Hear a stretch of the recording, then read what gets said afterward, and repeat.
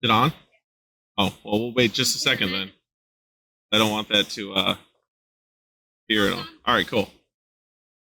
Welcome, everybody, to TubPreneurs, the only business podcast coming to you live from the hot tub. I'm your host, John Uplegger with Vision Consulting, helping businesses identify and communicate their values and vision so they can move forward with velocity toward their goals. Today, I'm super excited to have in the tub with me Mrs. Brandi Wolf with Carnes Painting and Gardening. Welcome, Brandi. Thanks for having me, John. Brandi actually has spent a lot of her life managing a title company here locally, and recently made the move from leaving that behind and jumping on board the ship with her sister as they continue to build Carnes Painting and Gardening. And it sounds like you guys have had some pretty great success since making that shift. Yeah, she started 3 years ago. The first year, it was just herself, solo mission. In year 2, her husband came on board to help out and help it grow, which they did successfully. And this is year 3, and she needs her kind of kitchen to help things go.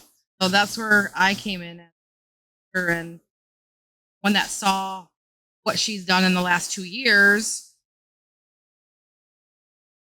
So tell us a little bit about that, because I'm sure you have a unique perspective as the family member watching somebody start a business and start to build it, and obviously catching the vision for it yourself, which is why you kind of threw away what you had been doing you were very good at. You threw it away and said, all right, I'm going to move over here and do this. So tell us a little bit what it was like watching that from the outside, and what some of the things that Ashley had to go through with that. So we had lived apart for a really long time, and our mom lives here. That's kind of what brought me back and brought her back. And she has always been in the construction field and the gardening field since high school. She always worked with her hands. So with the experience she had, coming here during layoff time, basically when she laid off from the gardening, didn't want to work for somebody else. And I suggested that her own business. She was probably thinking the same thing at the same time. With the support of her family, made it easier to kind of take that jump. So in a way, we're going to put this on the record here. You kind of take credit then? I don't want to. No. And it could have been her saying, this is what I want to do, and me saying, you should absolutely do that. And I will 100% support you and think that you will thrive and succeed at painting and gardening, because she's done both of those things for so long for other people. Yeah. So, and from the outside, it almost looks like kind of I'm not going to say an odd pairing, but a unique pairing of painting and gardening. So what was the rationale behind doing both of them instead of just one? Well, she likes to work with her hands. And so you can't garden in the winter. And she has experience painting. So that's kind of something for interior painting that you do in the wintertime. Absolutely. So 2 things that she loves to do, and she dabbles in other things. We kind of have this describer of a small project specialist. So, when people have painting jobs, sometimes there's a drywall repair or whatever it may be to get the paint on or get the garden in. She has those skills too. Given the construction background and everything. Yep. So as she was building this, obviously, what was kind of her biggest fear, and what was your biggest fear from being the family member on the outside as she was starting to build this? Knowing how good she is at both of the things, like her growth, managing her growth, and the clients that are going to come to her and then retain her because she does what she says she's going to. So wanting to make sure that she's set up in a fashion that when the growth happens, it's sustainable. Okay, gotcha. So like kind of setting it up in a way where it's not just the Ashley show, but there's something more that she can move into that'll allow her to expand beyond her own ability. Yes. More hands in the dirt. Yeah, that's awesome. And we joke because I started with her just a few months ago, and minimal, just personal experience with interior painting. Same with gardening. Actually, knew what I knew because of her. she taught me what I've known about painting and gardening. And when I got on the first job site, we're painting a whole interior of a house, and I'm there cutting behind her, like she's cutting up top and I'm cutting on the bottom, and she's way ahead of me, obviously. And I just yell, slow hands better than a no hand. And that's kind of been our like go-to phrase ever since when we worked together, that I'll get there, but I'm here now. Right.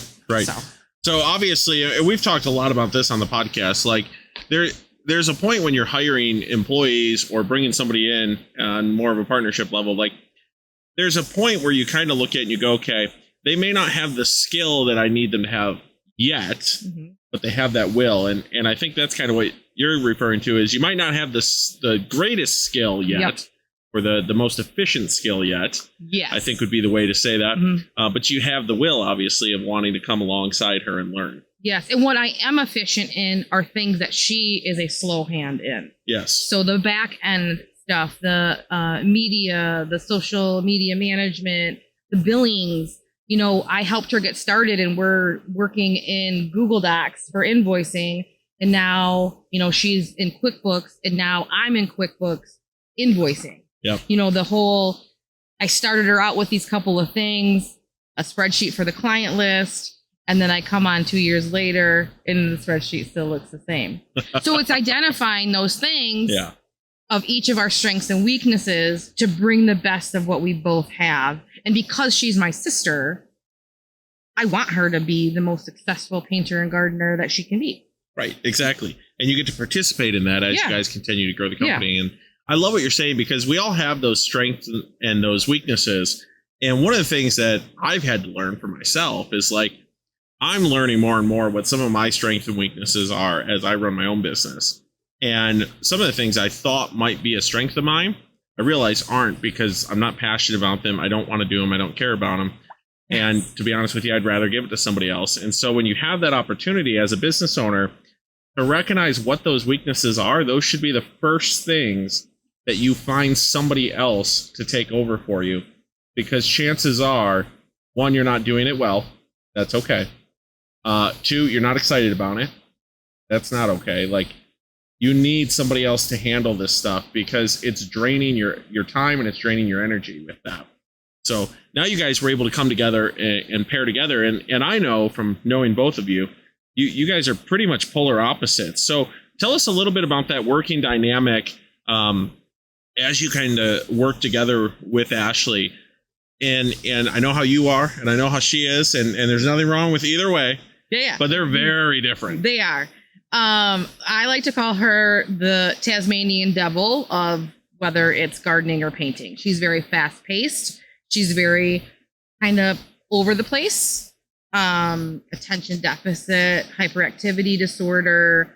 I'm not those things. I'm pretty calm and mellow for the most part. I can not say things that come to my mind. I can keep them to myself, where she will immediately say what she's thinking, and that's okay. Learning not to take anything she does on a job site or says or not say personally. I've known her for a really long time, and I've seen her grow and evolve as a person, and seeing how she is today, like just super proud to be next to her, to support her, and knowing I have the skills to support her, like knowing that I can sit there when she's not able to get whatever she's trying to do accomplished and get mad about it, frustrated, and just wait it out with her, knowing that it's going to pass and we're going to get what we need done. Right. And I don't know, the love I have for her. I was in real estate in the title world for kind of so long that it was just like I saw my sister there needing what I could give her, and she accepted it. So that's kind of where the merger came. It literally came overnight. It was like, you should come work for me. And I said, yeah, I should come do that. Let's see what that does. Let's see what we can do together. That was all the thought that went into it was over Easter weekend, and we were chatting about it. We are a homestead. We live together. Yeah. So having that dynamic in a household made it, I think, maybe look different than most people who don't live together. Right. So I think that was part of it, because we share a household and share so many things and are together quite a bit, that we're like, why the hell not? Why not? What's the worst that gonna happen? Right. We're gonna try it, don't work. I'm gonna go do something. Yeah. And obviously, like, you could jump right back into the real estate world. Yeah. I mean, you're very well respected in that world. You did a phenomenal job with where you were at with the other title agency. Oh, thank you. And so seeing how you did with that, how your passion for it, I know you could step back into that at any point. What was it like when like, what did you feel when you made that decision and you said, you know what, I'm going to leave what I've been doing, what I know, and I'm going to step into the unknown, as Ken likes to put it, right? Love stepping into the unknown. And you're just like, all right, I'm going to do this. And then you have to make the call, right? You have to make the call and say, hey, I'm leaving. Yeah. So tell us a little bit about what that was like and what was going through your mind. You know, because of who it was that I was going to work for and the support that I have from my immediate family. It's like, I call mom and tell her what's going down, what I'm about to do. And she's like, and dad? They're like, yeah, this sounds great. I mean, I just have the support of my mom and dad, my husband, and my sister who needs me. I didn't really need much more than that. Yeah. Because those people that I'm with every day said, it's okay. It's going to be okay. You should totally do that. And I was sad. I really loved the people that I work with. Fortunately, I'm still in networking groups that I get to see many of the people that I work with. But it was just so exciting that whatever doubt I had was kind of quickly washed away, because I like felt it. I knew I could bring to my sister what she needed to like just kind of go to the next step. Yeah. Even if it's for now. Right. That's okay too. I don't see that, because I like digging in the dirt. I don't mind painting. Like, it's cool. And I get to be with my sister and we like forcefully have a good time, because we're together and we're opposites. So it's like, we have to know each other enough to get through a work day. And we have the first 3 months, we were working together a lot in the field because it was just the two of us, you know, kind of organically and naturally bring on other people that want to do this kind of work, because it's not for everybody. Painting and gardening, like, it's pretty specific. Yeah. So just kind of rolling with it in that regard, where we take on as much as we can with what we have. Yeah. For now. That's totally understandable. And I love one of the things you're talking about with that is having supportive people around you. And not everybody has that, right? You know, I think back to, there's a book called The Dream Giver by Bruce Wilkinson. And it's a great parable about a nobody named Ordinary from the Land of Familiar, I think is how it goes. And it talks about, though, these border bullies. And when you step out past the comfort zone and you're going to run after your dream, there's going to be some people that are going to get pushed back. But having those champions, in the book is called The Champion, who step up, and they're usually people who have already stepped out of the comfort zone. And they say, hey, let me help you along. Let me support you through that. That is so helpful. So make sure, as you're looking to start that entrepreneurial journey, that you have a couple people around you that are supportive in a mass way, are still willing to kind of tell you, hey, here's some things to watch out for or whatnot, but are supportive of you pushing into those, as opposed to, hey, I wouldn't do this because. There's an important distinction there to watch out for. So that's so cool. So one of the things you mentioned as well is, like, you know, you do a lot of networking and stuff, and a lot of businesses, as they're getting started, really have no clue where or how to network. And I have seen you just be at everything. Like, you've got relationships with so many different people. You're involved with so many different events and organizations and whatnot. Can you kind of talk to that new business owner of some places maybe to start with networking and how to approach it to develop those relationships? Yes. And, you know, I kind of, in the beginning, I always looked at it as this, like, a social event party, and more relaxed, and not so much as who can I meet and how can I benefit from them. It was just, who can I meet and potentially build a relationship with, because we have the same interests or this or that. And it all kind of stemmed from, I think, right after I came back to Petoskey, I immediately got involved with volleyball as a volunteer. And so volunteerism started for me at a young age, doing something that I love, which is volleyball. I coach volleyball today. And that part of community, I've always kind of been attracted to whatever community I've lived in, which Petoskey, Munising, and the UP, and here, basically 3 main towns I've lived in for significant periods of time. And have always, I don't know, just got involved with things that I loved. And then once I had children, became involved with those things like Great Start, Parent Coalition, and things like that, to where when you do it out of things you love, you naturally go and, meet people based on, the energy that you get from them and the vibes. And that's kind of what I do when I network. Like, I'm not trying to go say hi to everybody, but, maybe I can meet a couple people and see what they're into, and the likenesses that we have. That's what I kind of tap into. And for me, it's always coaching or volleyball or my kids. Those are like and real estate came kind of third nature. Yeah. When I was networking. And I don't know, I'm just pretty transparent. So it's like you get what you see what you get. Absolutely. Yeah. Well, that's transparency is so key. It's funny you mentioned like kind of honing in on really what the interests are and not going at it from I want to get something out of this. And I can tell you from my own personal like networks that I've built, I've struggled with that. Like, I go to networking events and I'm like, okay, who am I going to talk to? We've been at networking together. And I'm all like, let's party. And you're like, I got to go talk to somebody I don't know. I'm like, yep. Okay. Yep. Which is part of it. Yeah. But I also like one of the things that I could do better at. I was just thinking about this the other day, and I love how you said that. I need to do better at just connect with people outside of business, right? Because I am so business minded sometimes that I forget like, oh, other people like to do stuff too. Maybe other people like to smoke cigars and drink whiskey, yes. Unfortunately, those are some of my habits, or I don't know if I'd call it a habit, but they're an interest of mine. Yes. And so connecting with people on that level and looking at it more of deeper than just a business relationship, but getting to know the people and their families is so important. And I love how you said that.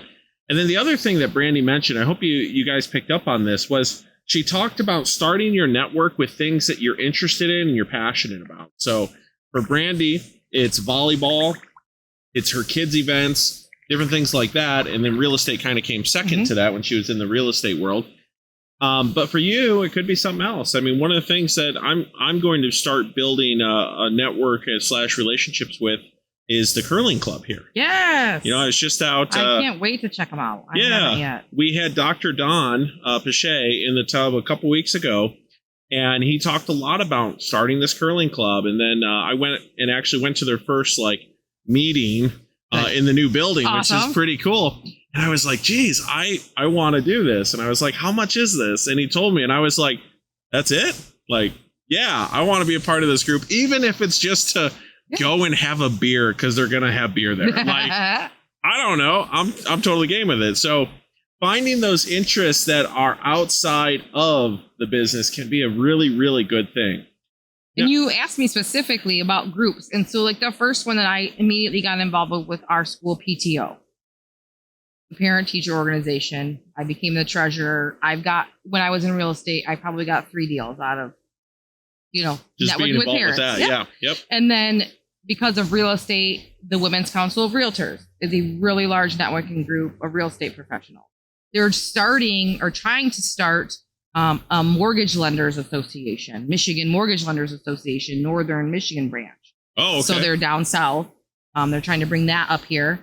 The local Traverse Connect Chamber, the Young Professionals, which is a portion of the TCYP, the Traverse City Young Professionals, which is part of the chamber.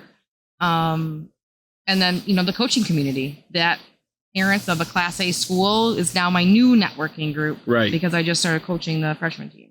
Which probably works out well with you going into painting and gardening. It's probably safe to say that some of these folks have homes. Yes, they probably do. And I'm hoping they've got some 15 or 16-year-olds that may want to come work a couple hours. Oh, there you go. There you go. So that's another good point, too, because have you guys hired a lot yet or no? No, it's really been Ashley, and then her husband helped her out, and then me, and, just, close family and friends that needed some work that we've kind of had work for.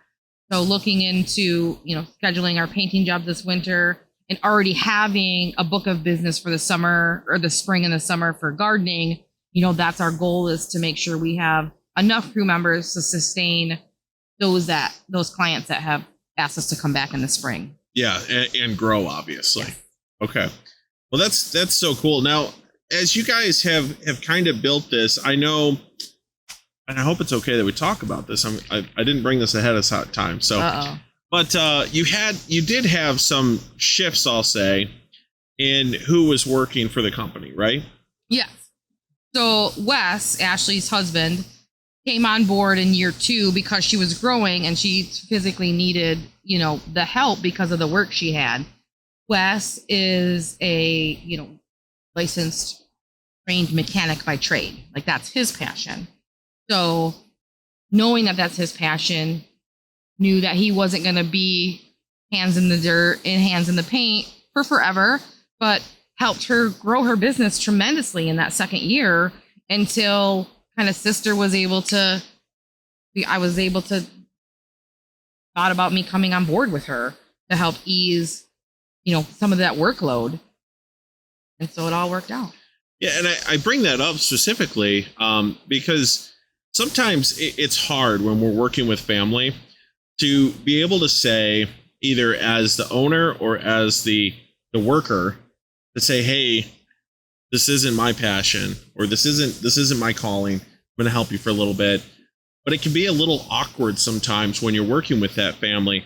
And I love that you guys were able to figure that out. Was there any struggle with that, or how did that go? I mean, it was basically, I call him Unc.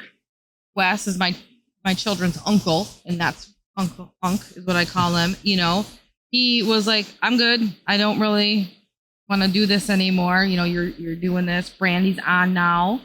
And that's kind of like, started the conversation, and respected his wishes to want to, dive into his passion and get wrenching, as we like to call it, and working on the bikes. And it was just luckily a natural kind of shift. I came on and Wes was able to come off. Yeah. So it worked out well. It did. And I hear communication, in that. Well, when you decide to live with your sister and her husband and their dogs and our children in a pretty small home, there's 2 levels. We have our space, but it's still a small home. You have to be able to communicate effectively and listen, receive. I call marinate. It's got to marinate in your brain for a hot second. Some take longer than others to marinate, and that's okay. And just to know that we all love each other and support each other at the end of the day. And no matter kind of what is said in anger or excitement, we love each other. We really do, and want to see each other happy and successful. And by successful, I don't know, success looks different for everybody. Right. And for us, we just want to be happy together. Yeah. Well, and at the end of the day, it's really interesting. You mentioned being happy. We had Bill Marsh in the tub, 3 weeks ago or so. And he had talked a little bit. He asked me a question, and I'm going to ask you this question now. Okay. We'll see how you answer it. I'm just kind of curious. Okay. So what comes first? Success or happiness? Happiness. Because I think success will follow. Because if you're happy, I feel like anything can be successful, even if it's not. Right. Like, because if you're in that kind of frame of mind, you're always thinking about, like, I'm always trying to think about the best of that situation, even if it's shit. Yep. Well, that's fine, but let's look at this or this. Right, exactly. And that's kind of what, I said the same thing to Bill, and we were referencing a book, or he was referencing a book that I have now read, thankfully, and it's called The Gap in the Gain. Phenomenal book, by the way, guys. Go check it out if you haven't. We've mentioned it on the podcast like 4 times. So if you were thinking about getting it, this is your sign. But one of the things it talks about is you have to have happiness first. Like, the idea of the pursuit of happiness is kind of BS. Yeah. Like, it really is. You should be happy. And then that happiness can fuel, as you said, your success and moving forward. And success can be whatever you set it out to be. Maybe success is just you having enough money that you're not worried about finances and you're able to spend the time you want with your kids. If that's your idea of success, awesome. Like, work towards that. Yeah. Like, I'm good. Yeah, that's fine. If your idea of success is, I want the $1 million mansion with the Bugattis, awesome. Cool. That's fantastic. I can relate with that. Like, I like that idea. You know what I mean?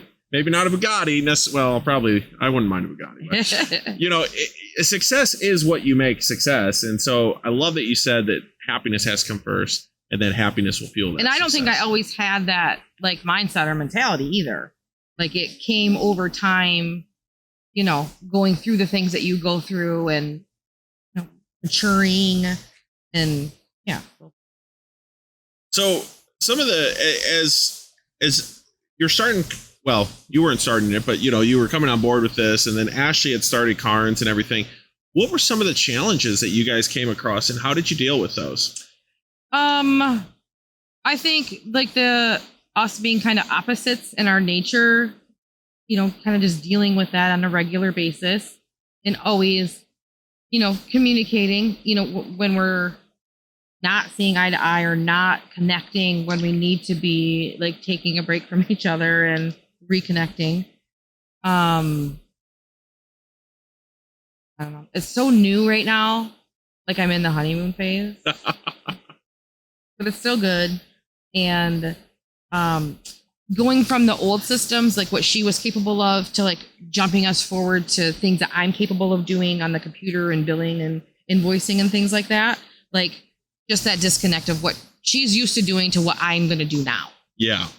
But yeah, we're getting there. So kind of changing those standard operating practices. And I implemented the standard operating practices for her. Like, you know, I was like, you should do this and this. But then she's like, all right, well, now I got QuickBooks. All right, I got QuickBooks. We can do this and this without doing this. You know, those kind of learning curves. I don't know.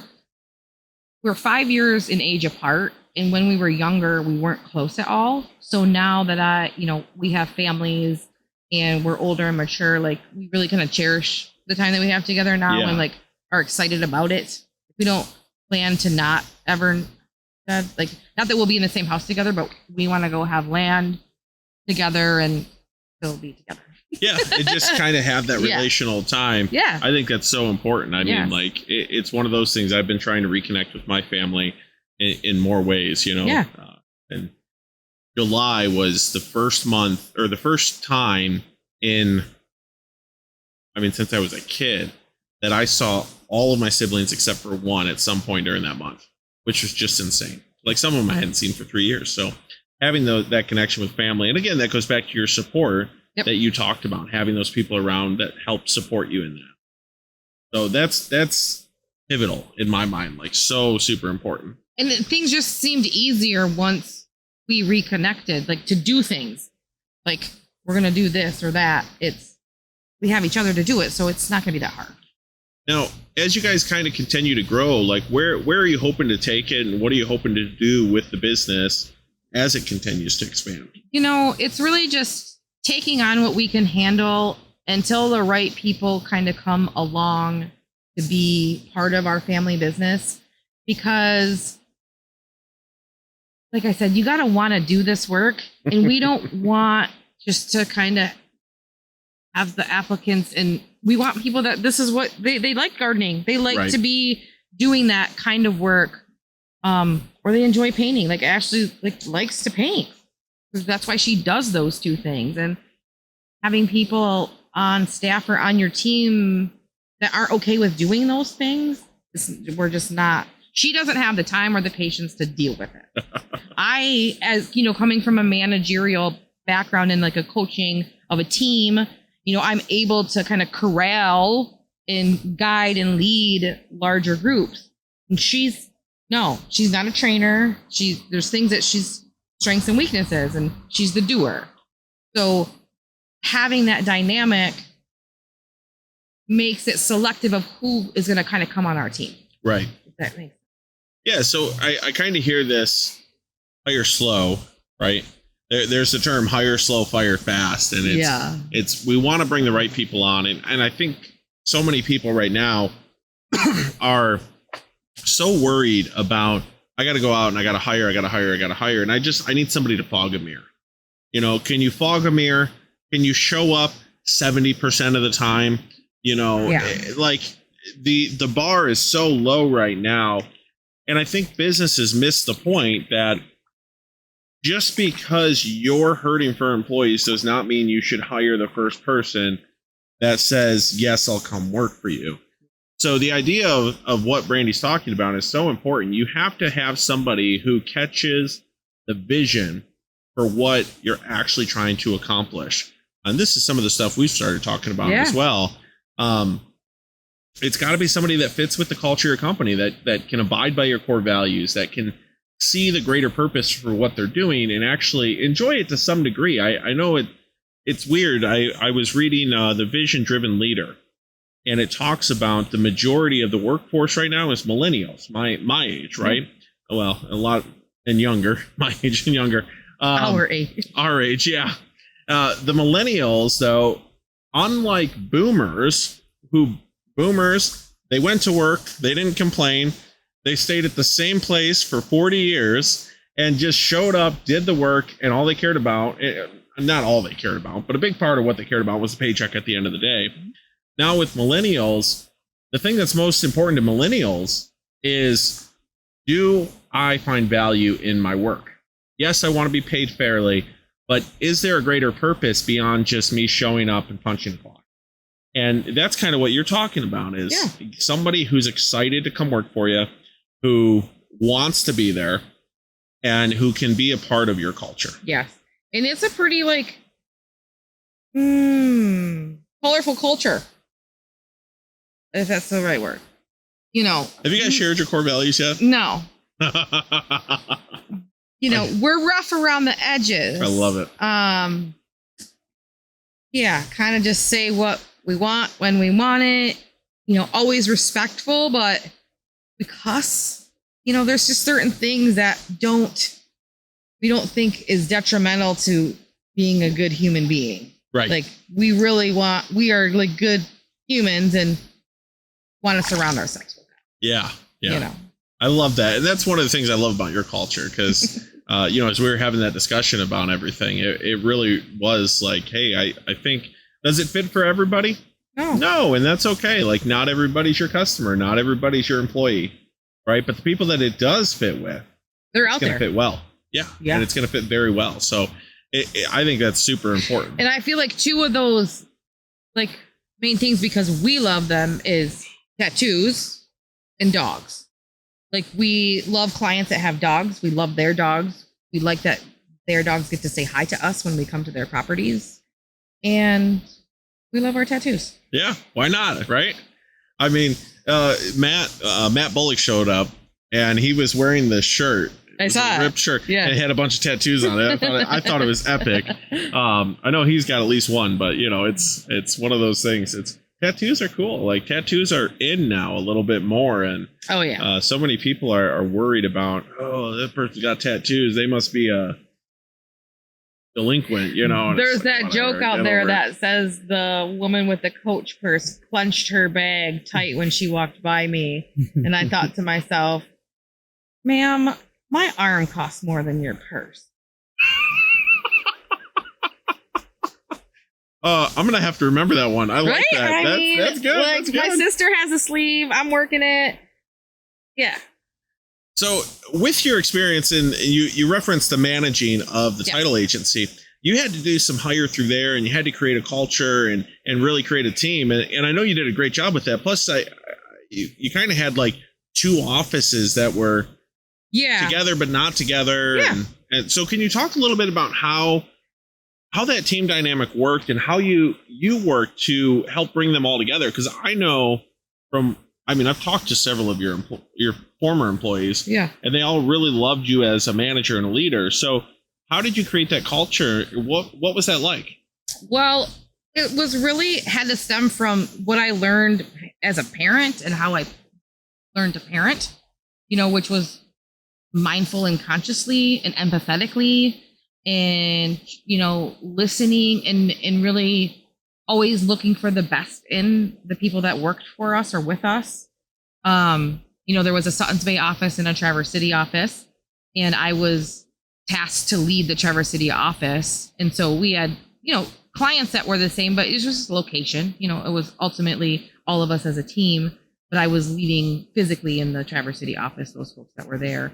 But I just understanding and always knowing that those that are working with us and the team members are trying to do their best too, even if it was a mistake or, you know, or a mistake over after mistake, you know, whatever it was, you know, they're not trying to do that. Right. And looking at it from that perspective, the years of coaching, I think, has really helped me become a manager. You know, I coached high school freshmen for the most part, some sophomores, and 12 or 14 of them at a time for 3 months at a time. You know, you learn how to communicate effectively so everyone can listen. I don't know, just kind of that motherly stuff, I think. And this seems to be something that keeps coming up, and I hope you guys are picking up on this. Communicate. You have to communicate. You have to be effective in your communication. It was interesting going back to the vision-driven leader as I was reading that. It talked a little bit about how a lot of times we as leaders, as entrepreneurs, as visionaries, we have a million things going on in our head, a million ideas. We're constantly shifting and moving. I'm sure you see this all the time with your sister as well. Yes. But at the end of the day, like when it comes down to it, we can be all over the place in our minds, but when we speak, it needs to be in black and white, and it needs to be clear, and it needs to be concise, because otherwise, if you don't have that communication of we're going to say what we mean, and we're going to do what we say, and I'm going to make it clear, I'm going to make it easy to understand, you're really going to struggle with confusion among your team and not knowing, you know, them being confused as to what we're doing. And I saw this personally. Like, I can't tell you how many times I would speak in a visionary way to my team, not concisely, and they'd be like, John, I have no idea what the hell you're talking about. So the ability to do that is so important in a leader, and so important for you as an entrepreneur to be able to, yes, take everything that you're going through crazy in your mind, but when you speak it to an employee, having them understand that this is black and white, this is clear, this is concise. And being prepared for whatever's going to come back from what you're about to say. You know, not being scared of what the other person and how they're going to react, and being confident in what that counter reaction is, you know, or not counter reacting, like responding and not reacting. Okay. Yeah. Have you had some situations like that then? I think, yeah. And I think, again, it all comes from having children too, because, you know, they don't have the capability of really thinking before they speak. So they just say, and, you know, as a parent who wants to effectively communicate, you have to be able to slow it down, you know? And I think I just kind of brought that with me to my management style. And I like to have fun a lot. Like, I don't want to not do something that's not fun. So if we can, whatever it is that we're doing, whatever we can do to do it effectively and have fun doing it. I love that you keep making the reference to parenting and employees, because there are so many times, man. Because that's when I really had like an aha, like an awakening kind of moment. My daughter, my oldest, was 2.5, and I kind of discovered a couple parenting books about mindful and conscious parenting, and some people call it peaceful parenting. You know, I just didn't really want to feel bad about how I parented my kids. I didn't want to yell at them. I didn't want to do things, and I knew there was ways to teach them without feeling bad about it. Yeah. And so, like, I followed that path, and it was hard to change. Like, it didn't come overnight. Like, I had to practice it, and it felt weird because, you know, you're ingrained with things and you learn things from your own childhood. And I think the combination of coaching and parenting at the same time, having a toddler and also having a 14-year-old, that's not mine, but I'm leading. I don't know, was that kind of healthy balance to try to do it well? Yeah. And, you know, you can't yell at someone else's kid who's 14, you know, without probably some kind of negative reaction. Well, especially nowadays, right? Yeah. So yeah, I just wanted to be able to teach my kids and the kids that I was coaching, like, you can do things other ways. Yeah. There's other ways to get your point across. And so you were able to actually bring that then into the workplace. I think that I did. Yeah. Because that's how I then began. That became second nature to me. That type of empathetic listening, marinating, chill out kind of. And this is so good too, because the number of times, like, I talk with a lot of employees in my day-to-day, week-to-week. I talk with people all the time. And one of the things I'm always flabbergasted to hear is about managers or leader positions yelling at their employees. And it kind of leaves me a little befuddled. Like, what are you doing? You should never really reach a point where, first of all, it's business. It's business, guys. At the end of the day, yes, it matters. It's important. It matters more to us as the entrepreneur and the business owner. But it's business. Like, it's not personal. It shouldn't be personal. And you're going to have people sometimes that do something wrong. Like, mistakes are made. People do dumb stuff. Mm-hmm. So at some point, you got to realize yelling at an employee is really stupid. Just like yelling at a kid. Yeah, it doesn't get your point. It really doesn't. I'll bring it to yelling at the dogs. Like, yeah. I still struggle with that sometimes. But yes. The dog don't know. Like, you're not helping your cause. You're not helping your case by yelling. It doesn't help it get the point across any quicker. But sometimes either employee, dog, or child gets you to the point that that's all you have left. And that's okay too. And when it happens, it's like, shit. Sorry. Let's rewind for a second. Calm it down. The old take a deep breath is a huge thing in my house. Yep. Like, this, you gotta breathe. You gotta, like, get the chemical, like, the science with it, you know?